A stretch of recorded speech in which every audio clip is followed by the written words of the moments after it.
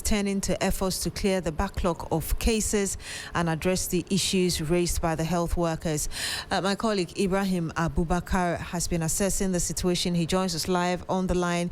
Ibrahim, first of all, paint a picture for us as regards how the place is looking like today. Well, Beatrice, so the number of patients who are grouped to the Afari Teaching Hospital this morning is extremely high. I know it's midday, so from morning you go to the OPD department, hundreds of patients in queue waiting to be attended to. Yesterday, the numbers were quite low because the strike started on Saturday, and gradually people were beginning to understand that, yes, doctors and nurses at CAT are not working, so they were seeking alternatives. But this morning, the numbers are extremely high, and the doctors and nurses are just working around the clock to ensure that they are able to serve everyone who had come there this morning to seek for medical attention. But for the patients, they have welcomed the decision by these health professionals to resume full services because obviously the implications, the consequence had been dire on them, heavy toll being taken on them. So they are hoping that going forward, the concerns of these health professionals will be addressed, not only even with regards to the suspension of the CEO, but then ensuring that government retools and provide the necessary logistics to these health professionals so that they will also be able to provide the needed or quality health care they have to. I want you to hold on as we listen to some of the patients, and I'll come back for us to conclude our conversation.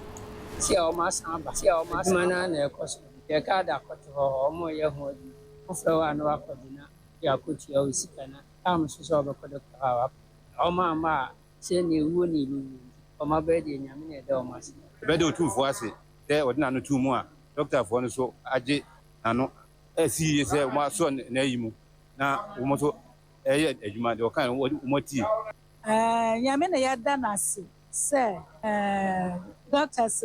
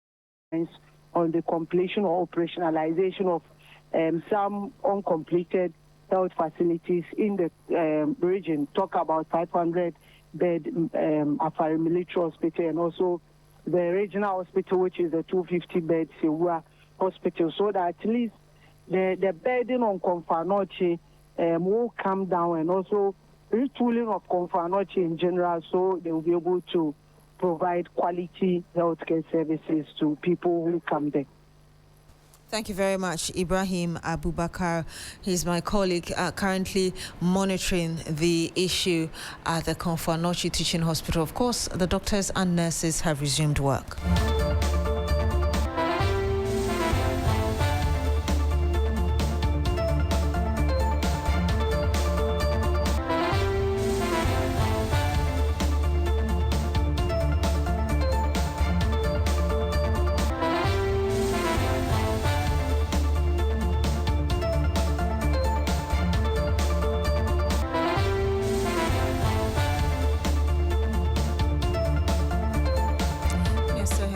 News on 3FM 92.7. Stay with us. Your finest tunes in sync with a soothing voice. 3 Lounge with AJ. Are you tired of the same old routine? Need a break from the stress and chaos of everyday life? Well, step into the 3 Lounge, your world of absolute relaxation.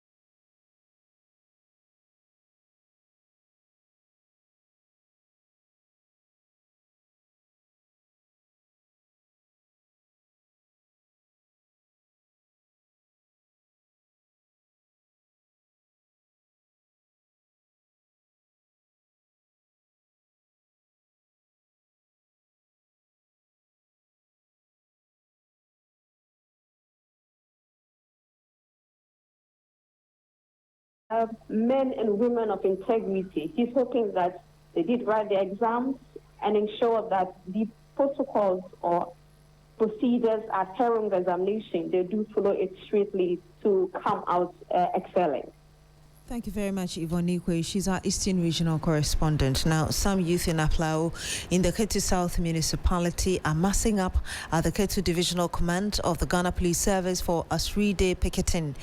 The move, according to the agitated youth, is intended to demand justice for a Momo vendor, Christopher Ahodo, who was shot and killed during a robbery incident on the Diamond Cement Road in April 2025. The group is accusing the police of complacency and deliberately delaying in ensuring the perpetrators are brought to book. Our correspondent Faisal Idrisu will be joining us very shortly, but let's hear the convener of the group addressing the press earlier. Conduct a thorough investigation into the escape of Ali Taibu from Adaku Area 51 police station. Launch a disciplinary inquiry against all officers responsible for the breach in custodial security. Ensure the immediate recapture of the escaped suspect, Ali Taibu, and guarantee his continuous safe custody pending court proceedings.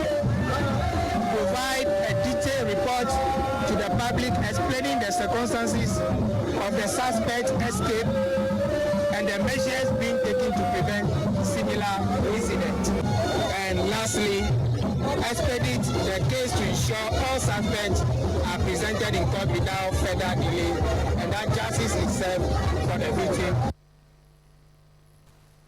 And you had the convener of the group, but also the Ketu South Municipal Chief Executive also spoke to the press.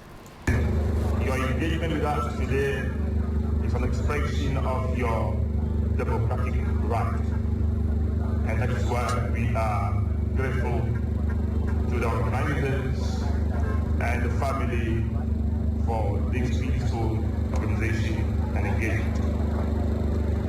The position that has been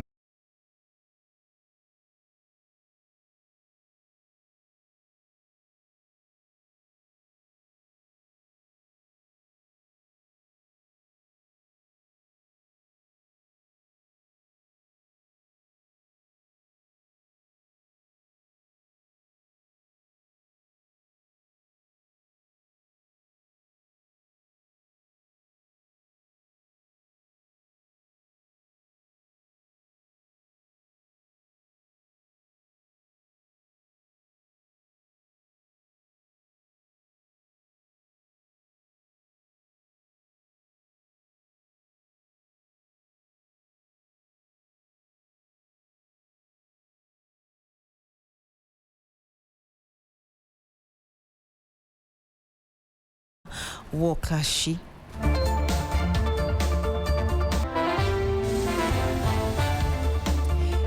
Yes, the countdown is almost over with just 1 day to the start of the 2026 FIFA World Cup. Excitement is beginning to build among football fans across Ghana. Adding to the anticipation is international recognition for Ghana's official kit, which has been ranked among the best at the tournament. From increasing demand for Black Stars merchandise to concerns about how dawn kickoffs could affect work schedules and productivity, football fever appears to be taking hold. Christabel Success Trevor visited the Tiptoe Lane in Accra and brought us this report.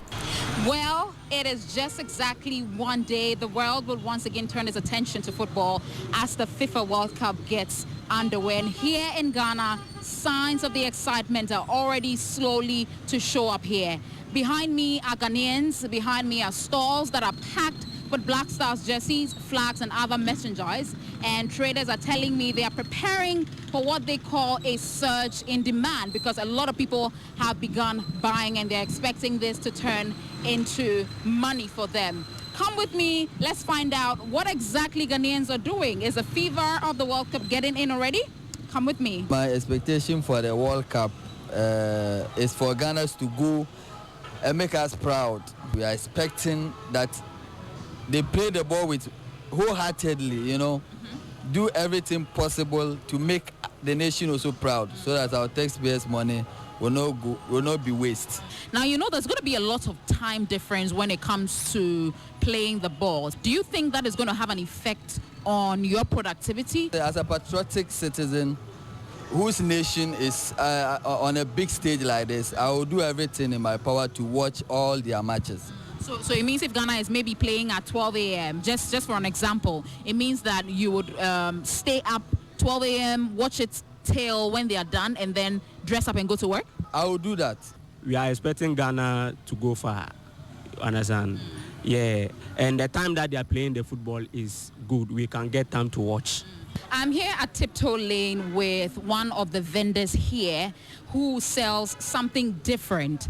But being it a World Cup day, he has decided to add the Ghana jersey to most of the things that he's selling. And he's going to be telling us why he has added it. Hi, Felix. Oh, cool. How are you? By the grace. We thank God. Why have you decided to add the Ghana jersey to all the things you're selling? I didn't say me a Ghana ni. I'm a pese Ghana kwenim. Tim pese obi anhye jersey no. No mo hu say yes. Enye country ni nyina na yede I qualify. Da kupa ya adom ama yatumi a qualify. Ya du ho da. Na pese Ghana fo nyina hu say ye kɔ no yenkodi agro. Obi anhye jersey no ne hu say ye ni abre. Jersey so efe. And I'm just saying number one. Number one. Yeah.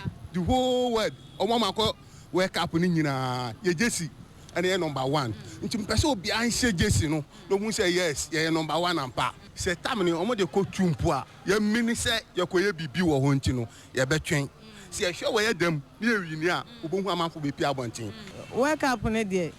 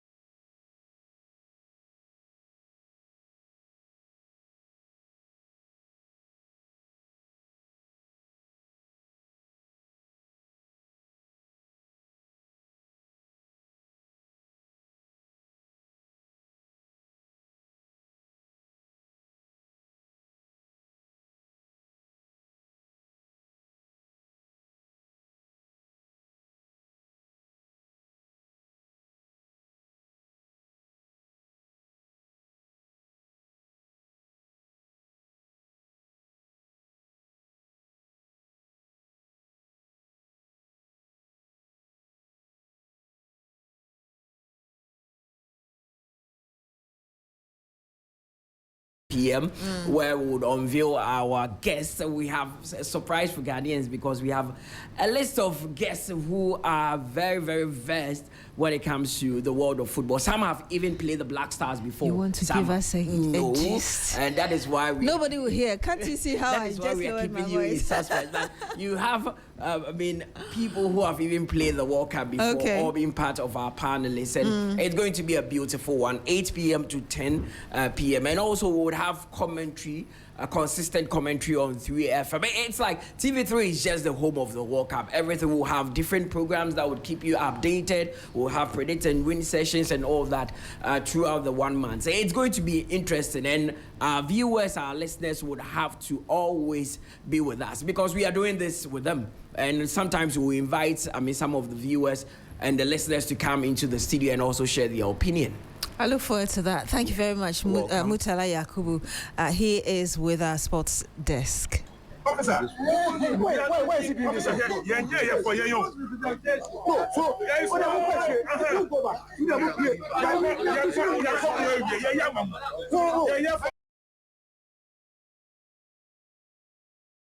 And the minority at the Afari Hospital earlier this morning. Of course, in the Ashanti region, some members of the minority, led by the ranking member, Dr. Ayu Efriye, clashed with the military detached at the Afari Military Hospital when the minority visited the site to assess progress of work. That was a standoff lasted about 15 minutes before leaving the project site. And my colleague, William Evans Inkum, will be joining us in a subsequent bulletins to bring us a bit more. But let's hear the ranking member of the minority on the health committee telling us earlier what had transpired. This particular project was initiated by your administration. That was when the former president, John Adjei-Kunkufo, was living.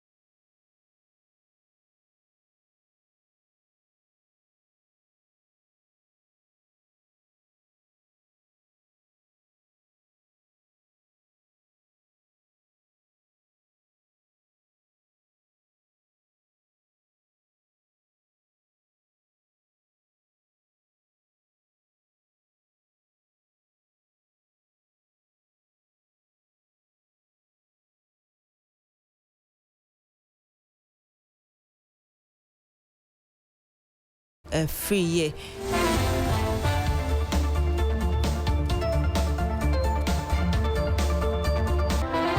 That's it for the midday news here on Sri FM 92.7. My name is Beatrice Adu. Thank you very much for joining us today. Log on to SriNews.com for more news. Have a good afternoon.